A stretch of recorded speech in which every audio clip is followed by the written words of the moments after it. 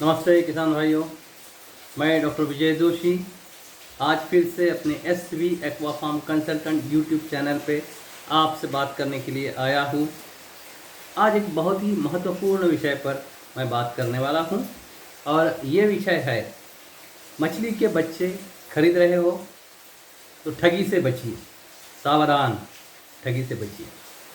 देखिए, last year का पूरा मछली बहुत सारे किसान भाइयों ने अपने तालाब से निकाली है, हार्वेस्टिंग किया है और मछली बेच डाली है। फिर से तालाब की तैयारी करके अभी वो बीज या सीड या बिजाई छोड़ने की तैयारी में है। कुछ लोगों ने तो सीड छोड़ा भी है तालाब में और उनका नया कल्चर या नया कल्टीवेशन शुरू हो गया है। अभी देखिए कि इसमें जब आप बीज या सीड आप लेते हो, खरीदते हो, तो ठगी होने की बहुत संभावना है। तो आज उसी के बारे में मैं आपको बताने वाला हूँ। लेकिन इसके पहले मैं आपको ये बताने वाला हूँ कि मछली के बच्चों के प्रकार क्या होते हैं। आपको ये समझना ज़रूरी है। पहले मछली के बच्चों के 3 प्रकार होते हैं और ये प्रकार जो है ये उसका जो साइज़ है उसके मुताबिक वो होते हैं। पहला तो है जीरा या स्पॉन। जीरा जैसे नाम बताता है वैसे ये जीरा जो हम हमारे किचन में हमेशा उसका यूज़ करते हैं। या तो सब्जी हो या तो दाल हो, उसमें जीरा तो बिल्कुल तेल डालने के बाद चाहिए ही। तो जीरे का जो साइज़ है वही साइज़ का ये बीज होता है। आप देख सकते हैं कितना छोटा बीज है ये, ठीक है। ये इतना इतना छोटा है कि एक 4 से लेके 5.5 मिलीमीटर तक यानी आधे सेंटीमीटर तक इसका साइज है। हमारे देश में कलकत्ता ये मछली बीज का बहुत बड़ा मार्केट है और वहाँ ये जो जीरा है ये कटोरे में गिने जाता है। मतलब उसको जब काउंटिंग करते हैं तो 1 2 3 ऐसा काउंट करना तो संभव नहीं है। इसलिए एक बाउल होता है, 160 मिलीमीटर उसकी कैपेसिटी है और इस 160 मिलीमीटर में करीबन 75,000 जीरा या स्पॉन बैठता है। अब समझ सकते हैं कि इसका कितना साइज छोटा होगा। देखिए कटोरे में बताया है, फोटो में बताया है कि वो कटोरा और उसमें सीड भी है, ठीक है। अच्छा, अभी उससे थोड़ा सा बड़ा जो साइज है उसको बोलते फ्राई या उसको बोलते बीज। अभी बीज का जो साइज है वो है 25 से लेके 30 मिलीमीटर तक, यानी थोड़ा सा बड़ा साइज है इसका सीड का। ये हो गया उसका दूसरा कैटेगरी। तीसरा है फिंगरलिंग।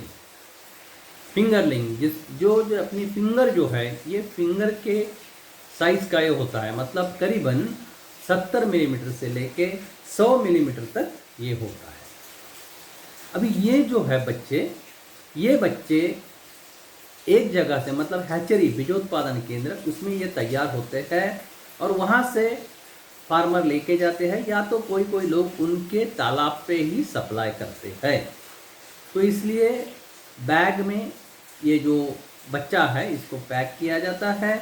उसके बाद उसको उसमें ऑक्सीजन डाला जाता है और गुब्बारे की तरह उसको फुलाया जाता है और बाद में उसको कोरुगेटेड बॉक्स उसमें डाला जाता है। इस कोरुगेटेड बॉक्स को हमारे जो किसान भाई है वो डब्बे बोलते हैं। 1 डब्बा, 2 डब्बा, 5 डब्बा, 10 डब्बा, ऐसा हिसाब चल रहा है, ठीक है। तो ये हो गया मछली के जो बिजाई के बच्चों के जो डिफरेंट जो उनके प्रकार है, ये प्रकार। अभी देखिए इसमें ठगाई कैसे होते हैं, कैसे ठगते हैं इसमें। तो पहला तो इसमें मैंने करीबन 4 ठगाई के देखे हैं प्रकार। जो पहला है वो यह है कि आवश्यकता से ज़्यादा मछली बीज सप्लाई करना, जितना चाहिए उससे ज़्यादा सप्लाई करना। जो मछली बेचने वाला है वो खरीदने वाले से बहुत मीठी बात करता है और उसको ये बीज थोप देता है। देखिए अभी ये मैं जो सब बात कर रहा हूँ ये बात मेरे अनुभव पे आधारित है। बहुत सारे किसान भाइयों के, बहुत सारे फिश फार्मर के कांटेक्ट में मैं उनके फ़ोन मुझे आते हैं, वीडियो कॉल आते हैं, बातें होती है, तो इससे समझता है। लास्ट ईयर की बात मैं बताता हूँ कि मेरे एक किसान भाई दोस्त ने 55,000 सीड परचेस किया, बीज लिया उसने। अच्छा, उसका जो तालाब था वो था 10 गुंठे का। 10 गुंठा मतलब 1 एकड़ का चौथाई हिस्सा। देखो नॉर्मल रेंज अच्छा अगर आपको करना है, मछली अच्छी बढ़ाना है, तो 1 एकड़ में 5 से 6,000 तक की बच्चे यानी फिंगरलिंग उसमें हमने डालना चाहिए। लेकिन इसने 10 गुंठे में 55,000 डाले। नतीजा ये हुआ, और दुर्भाग्यवश मुझे ये देर से मिला, जब उसने मेरी किताब पढ़ी मछली के ऊपर की, फिश कल्चर के ऊपर की, उसके बाद उसने मुझसे संपर्क किया और पूरी फिर ये बात ध्यान में आई। तो मैंने बोला तो बहुत ही ज़्यादा स्टॉकिंग हो गया है आपका और तालाब बहुत छोटा है। अच्छा, फाइनली देखिए प्रोडक्शन क्या मिला उसको। तो उसको प्रोडक्शन मिला सिर्फ 25 किलो मछली, जो करीबन 1 किलो सवा किलो की थी। टोटल प्रोडक्शन 25 किलो था, जहां उसको अगर वो अच्छा करता तो उसको करीबन 1000 से 1200 किलो तक उसको मछली मिलना चाहिए था। एक बात ध्यान में रखिए, मैं मेनली जो बात कर रहा हूँ वो IMC मतलब कटला, रोहू, मृगल, साइप्रिनस, इनके बारे में कर रहा हूँ। ठीक है, तो ये होगा पहला ठगाई का ये। दूसरी बात तो है कि बहुत छोटे आकार के बच्चे सप्लाई करना, ये भी होता है। जो मैंने अभी बताया कि स्पॉन या जीरा जो है वो बहुत ही छोटा होता है और उसको सप्लाई किया जाता है, थोड़ा सस्ते दाम में लिया जाता है, तो फार्मर भी खुश, ही इज़ हैप्पी कि कम दाम में अपने को सीड मिल गया। और देखो इसका और एक मैं आपको अनुभव बताता हूँ मेरे दूसरे फार्मर का, कि उसने 1 लाख छोटे बच्चे उसने ले लिए। ठीक है, मतलब जीरा उसने ले लिया और तालाब था 2 एकड़ का, लिए और छोड़ दिए उसमें। अभी ये क्या होता है, ये जब इतने छोटे होते हैं तो इनको तालाब में बहुत सारे दुश्मन होते हैं। मेंढक है, बड़े बड़े कीटक है, गलती से कोई दूसरी मछली आती है, जंगली मछली आ जाती है, ये भी उसकी दुश्मन है। तो ये सब बहुत सारे जो बिजाई है या स्पॉन है, ये तो ये खा जाते हैं। ठीक है, अभी जो बची कुची है वो तो आगे बढ़ती है।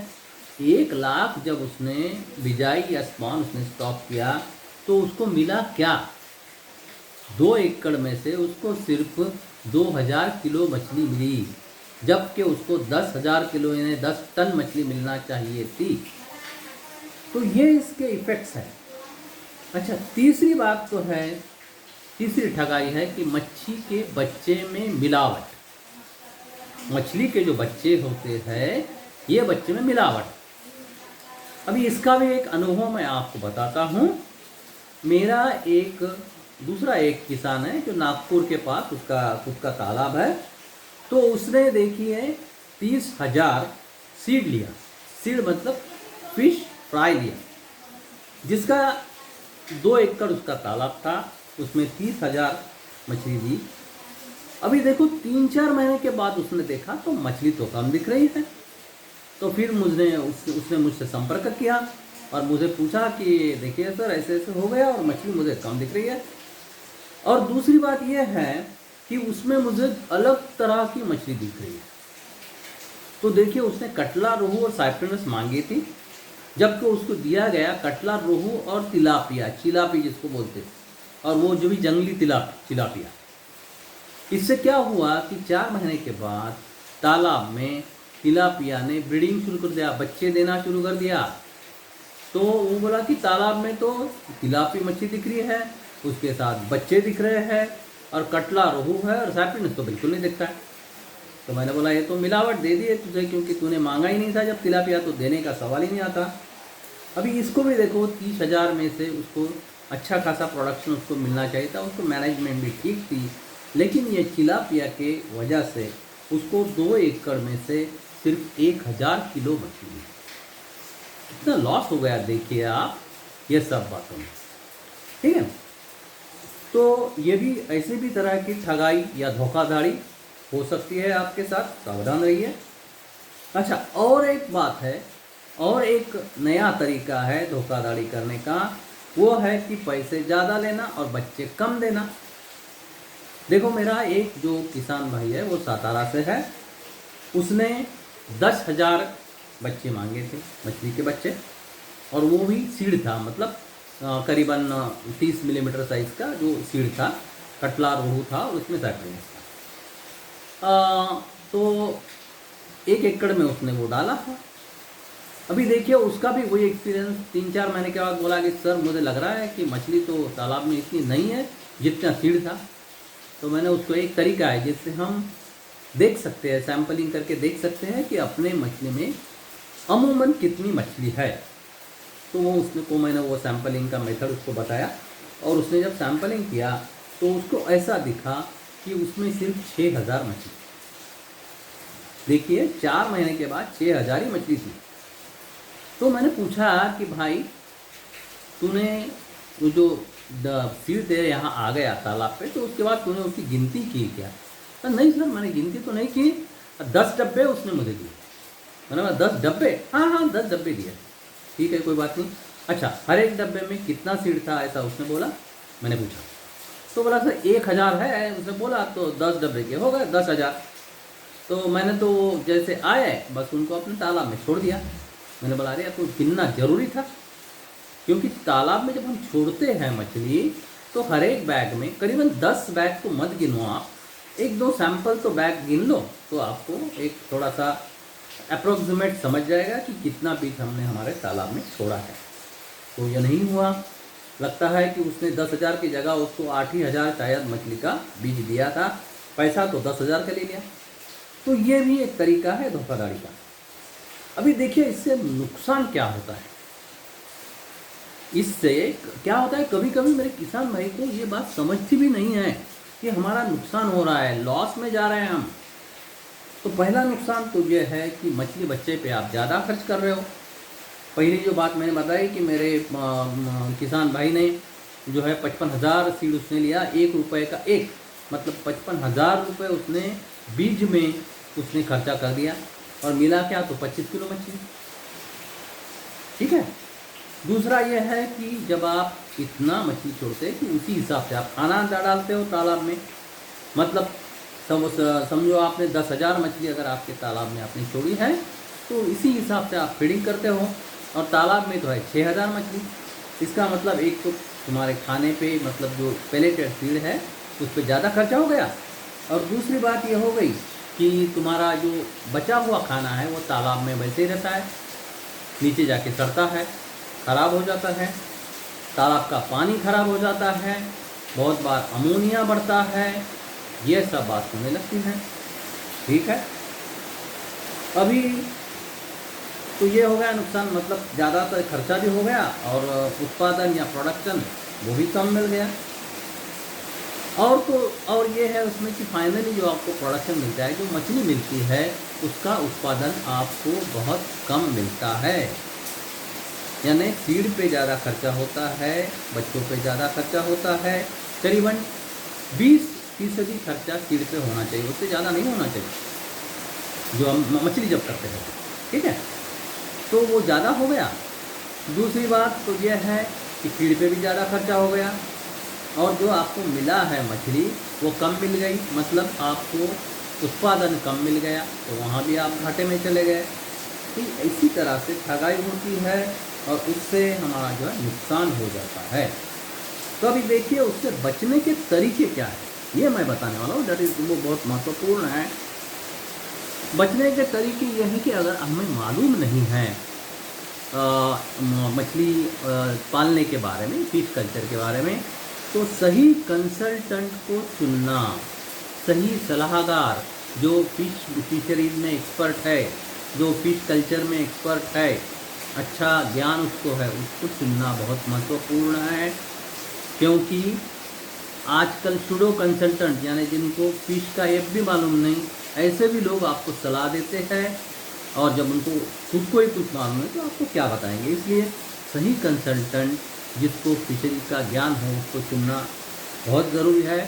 उससे आप बात करो, डिस्कशन करो और पूछो कि ये मेरा तालाब का साइज़ है, इसमें मैंने कितना सीड छोड़ना चाहिए, कितने बच्चे छोड़ना चाहिए, और उसके बाद ही आप बच्चे तालाब में छोड़ें। दूसरी बात, बच्चे पहचानना सीखिए। कटला का है या रोहू का है या साइप्रिनस का है, ये आपको पहचान आना बहुत ज़रूरी है।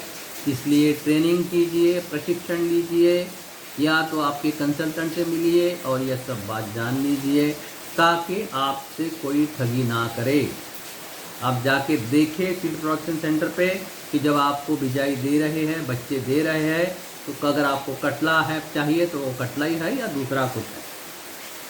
तीसरी बात है कि ट्रेनिंग करना बहुत ज़रूरी है।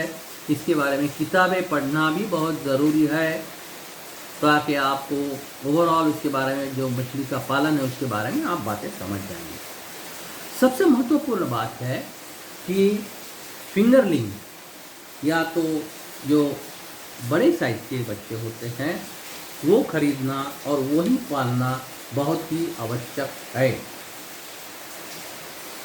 क्योंकि अगर हम बड़ी मछली यानी फिंगरलिंग अगर हम पालते हैं, हमारे तालाब में छोड़ते हैं, तो उनके दुश्मन कम होते हैं और उसी से हमारा प्रोडक्शन जो है हमें अच्छा मिलता है और सीड पे जो है हमारा खर्चा भी हमारा कम होता है। तो ये बातें आप ध्यान में रखिए। और एक बात ध्यान में रखिए कि सभी जो बीज आपको देते हैं या आपको सीड देते हैं, बच्चे देते हैं, वो सब लोग ठगते नहीं, ठगने वाले नहीं होते हैं। बहुत सारे लोग अच्छे होते हैं, अच्छी हैचरीज है, बहुत अच्छी रेपुटेशन वाली हैचरीज है, वहाँ से आप मछली के बच्चे खरीदें ताकि कोई ठगाई ना हो।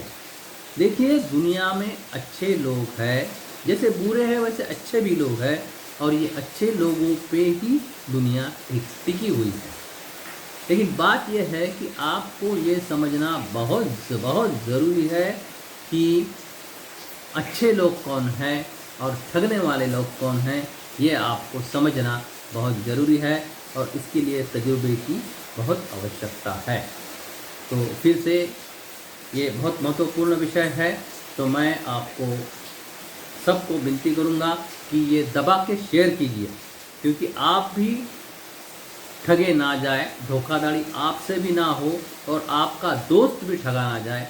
इसलिए आपके दोस्तों को ज़्यादा से ज़्यादा ये जो आज का जो वीडियो है ये आप शेयर कीजिए, लाइक कीजिए, सब्सक्राइब कीजिए और कमेंट कीजिए।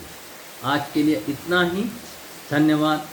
Thank you very much. जय हिंद, जय भारत।